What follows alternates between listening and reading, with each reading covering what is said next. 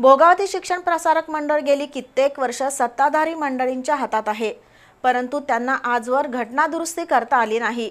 ही शिक्षण संस्था सभासदांच्या मालकीची व्हावी यासाठी आम्ही बिनविरोध निवडणुकीला सहकार्य करत होतो।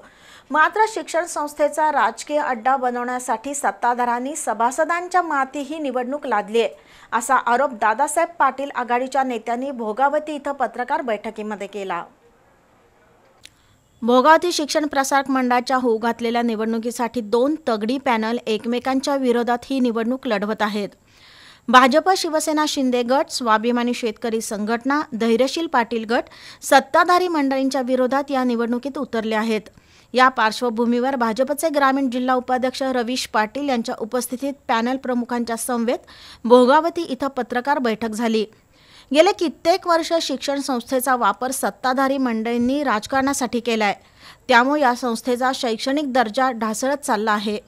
ही शिक्षण संस्था नावारूपाला आणण्यासाठी भाजप प्रणित आघाडीला सभासदांनी सहकार्य करावं असं आवाहन रवीश पाटील यांनी केलं।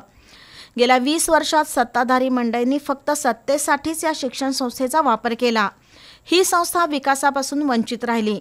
विरोधकांनी बिनविरोधाचा फक्त स्टंट केला। ठरलेला फॉर्म्युला मान्य असताना त्यांनी आम्हाला विचारात न घेता पॅनल बनवलं। त्यातूनच त्यांचा या शिक्षण संस्थेतील स्वार्थ दिसून येतोय। या निवडणुकीत सभासद त्यांना त्यांची जागा दाखवेल असं जनार्दन पाटील आणि अजित पाटील यांनी सांगितलं।